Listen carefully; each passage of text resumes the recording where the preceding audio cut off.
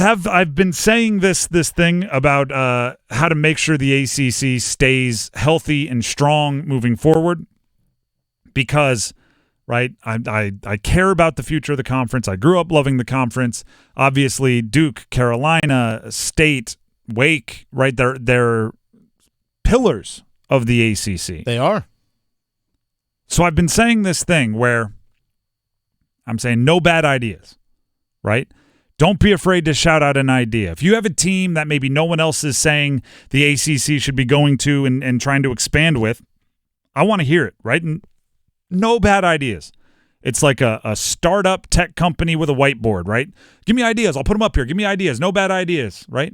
No stupid ideas. We're not going to make fun of you. What do you got? What do you got? When they're trying to like name it and then it ends up being Google. It's like, imagine the names they passed on to end up at Google, right? No bad ideas.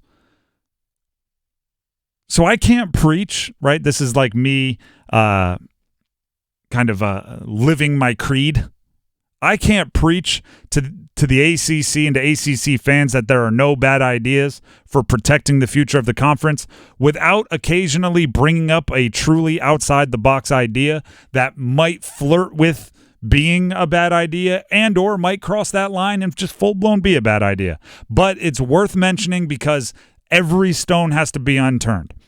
Or every stone has to be turned. No stone can remain unturned.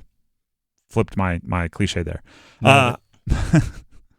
Gosh, it's one of those days where the brain is saying something and the mouth is saying something completely different. I'll read this one. Straight out of my notes so I don't mess it up. While the rest of the college sports world is focusing on conference expansion, should the ACC consider being a pioneer in reduction? Hear me out.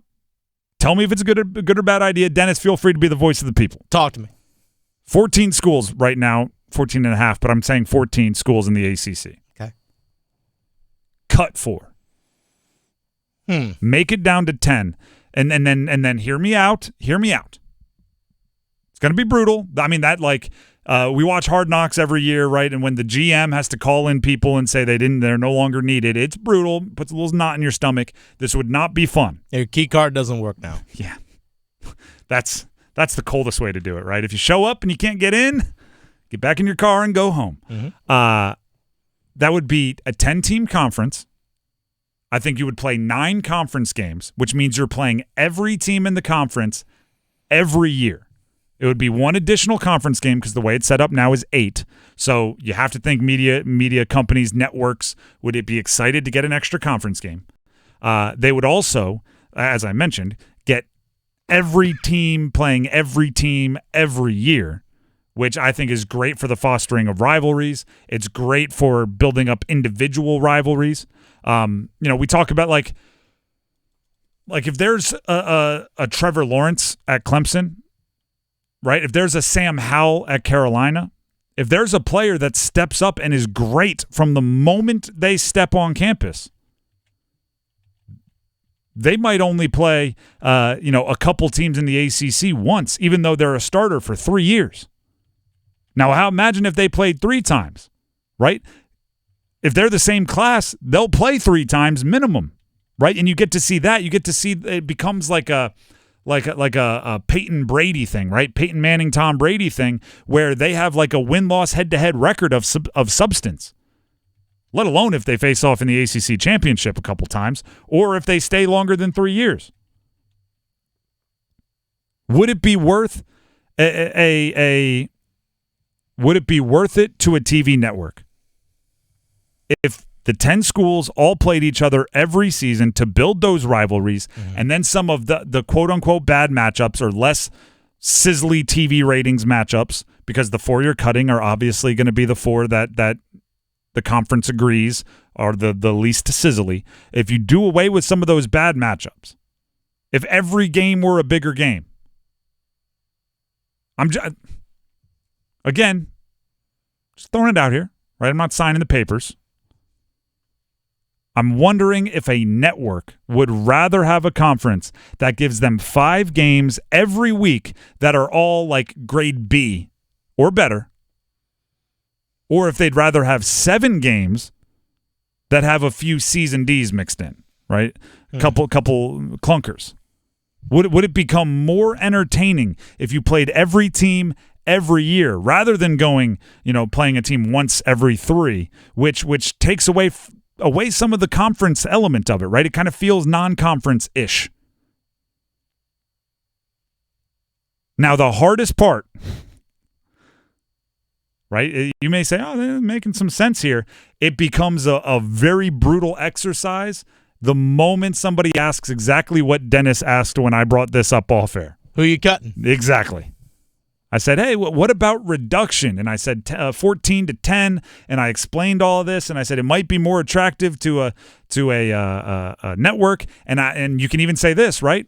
Even if you're the exact same amount of attractive to a network, just cutting 4 teams cuts 4 slices of the pie, and if they're each getting $36 million a year, roughly, you're looking at $144 million to divide up amongst the other 10. That's 14 and change million each extra per year. So that's like it's not completely like if you're making a pros and cons list, it's not completely empty on the pro side.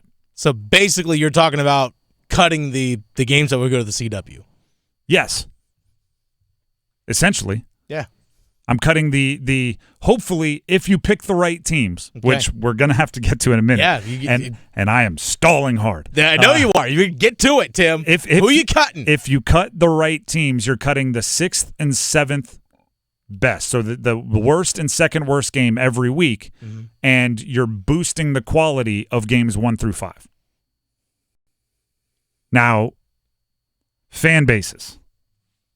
I'm not. This is not a death sentence. I am not. Syracuse and Boston College, I think you got to go. Okay, yeah, bye, Felicia. I think that is one where they'll be like, what, really? Nah, I figured. And they'll walk out. They're far away. They're up north. They haven't had the level of success. They don't bring a ton of money or eyeballs. And by the way, all 5 teams that I'm going to float out here, I have friends and family that are very, very dedicated fans, and they probably won't talk to me for a while. Okay. I think Pitt makes less sense once Boston College and Syracuse are out. So I think they got to get the heave-ho. And then it comes down to, and I'm going to say this one quickly, Wake Forest or Georgia Tech. And there are fantastic arguments on both sides. My gut instinct was Wake Forest had to go. Wrong, sir. Wrong. Just because I think I'm taking my fan hat off for a second and putting on the businessman hat for a second. Georgia Tech's in Atlanta. That was really the only thing that my first gut instinct was. Okay, well, Boston College is in Boston. Yes, it's a good point. And Pitt's in Pitt. Yeah. But it was just it just seemed like Atlanta mattered when I was originally doing this. Now, that would go against a lot of things I believe in as a person and as an athlete and as a competitor, because I like to believe that winning matters. I like to believe that if you have success, that should be rewarded, and it shouldn't just be right. Like I've had this argument with Florida State. I don't think Florida State should be able to make a whole bunch of demands right now because they haven't been good in 6 years. I think there were points in time in the ACC where they should have been, the pharaoh just, beckoning to everybody else to give them grapes and palm fronds because they were winning whatever it was, 8 straight ACC titles in the 90s. Like that, I believe the winning should matter, and Wake Forest wins a whole heck of a lot more than a lot of teams in the ACC, including Georgia Tech. So I almost want to do this. I almost want to gauge whether it is realistic to walk down this path before we make the final cut.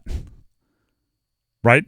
And by the way, almost as a confluence, like the planets aligning thing, we had this conversation this morning kind of planning the segment, and I'll wear it. I brought up Wake Forest as an option. Dennis very, very vehemently argued against. Today, the viral posts of their locker room went out, and Dave Clawson was quoted saying that he thinks if you went into every FBS locker room and facility that you'd be hard-pressed to say that Wake isn't top 10 to 15. 10 to 15 might be pushing it. It is a commitment, and I like to see that from Wake Forest. Oh yeah. So like that is a feather in the cap of your I don't know, campaign to stay. So I'd have to see what the financial commitments are from each team, and it wouldn't be a quick process.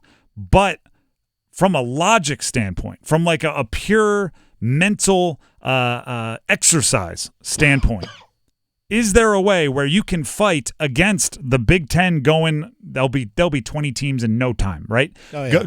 Is there a way you can fight against that? And the SEC from ballooning up, right? They keep getting bigger and bigger. Can you fight that by getting more dense and small? A 10-team ACC. You don't have to split the pie as much. You can increase the quality of each individual game. You can protect yourselves, right? You can make sure you are only in a business partnership, a conference partnership with teams you absolutely want to, right? It's much easier to get 10 people in agreement than it is to get 18 people in agreement. You can be more flexible. You can be more adaptable. You can be more fluid. So again, I preface this all by saying I can't say no bad ideas and then hold ideas back. So I know I probably hurt some feelings, but no bad ideas. Dennis, voice of the people. Bad idea? The more I think about it, it's not a bad idea. All right. The more I think about it, it's not, because, all right, what does Boston College, Syracuse, football-wise bring? Now, true. I understand. Here's the thing, though. We talked about earlier. I will throw this back at you. Basketball has to matter, though, right? Mm-hmm.